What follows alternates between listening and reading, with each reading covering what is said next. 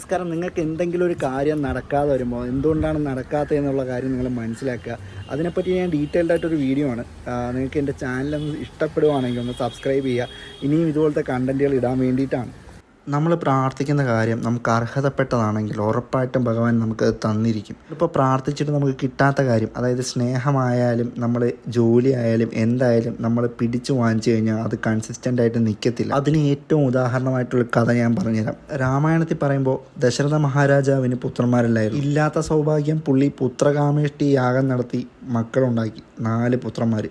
ഒടുവിൽ ദശരഥ മഹാരാജാവ് മരിക്കാൻ കാരണവും ഈ പുത്രദുഃഖത്താലാണ്. മഹാഭാരതത്തിൽ പറയുവാണെങ്കിൽ ദുര്യോധനൻ കള്ളച്ചൂത് കളിച്ച് പിടിച്ചു വാങ്ങിച്ചതാണ് രാജ്യം. എന്നിട്ട് പുള്ളിക്ക് ആ രാജ്യം അനുഭവിക്കാനുള്ള യോഗം ഉണ്ടായിട്ടില്ല. അപ്പോൾ നിങ്ങൾ പിടിച്ചു വാങ്ങുന്ന ഒരു കാര്യത്തിനും അധികമായിട്ടുള്ള ആയുസ് ഉണ്ടാകത്തില്ല. ഇപ്പോൾ ഒരു പ്രണയമോ ഒരു ജോലിയോ നിങ്ങൾക്ക് നഷ്ടപ്പെടുവാണെങ്കിൽ നിങ്ങൾ മനസ്സിലാക്കുക, അത് നിങ്ങൾക്ക് അർഹതപ്പെട്ടതല്ല. നിങ്ങൾക്ക് അർഹതപ്പെട്ട വേറെ എന്തോ വലുത് ദൈവം തരാനുണ്ട്. ഒരു കാര്യം നിങ്ങൾ മനസ്സിലാക്കുക, നിങ്ങൾ ആഗ്രഹിക്കുന്ന കാര്യം സത്യസന്ധമാണെങ്കിൽ, നിങ്ങൾ ആഗ്രഹിക്കുന്ന കാര്യം നിങ്ങൾക്ക് അർഹതപ്പെട്ടിട്ടുള്ളതാണെങ്കിൽ ഉറപ്പായിട്ടും ഭഗവാൻ നിങ്ങൾക്ക് അത് തന്നിരിക്കും. ഇനിയും ഇങ്ങനെയുള്ള വീഡിയോസ് നിങ്ങൾക്ക് താല്പര്യമുണ്ടെങ്കിൽ എൻ്റെ അക്കൗണ്ട് ദയവായി ഒന്ന് ഫോളോ ചെയ്യുക.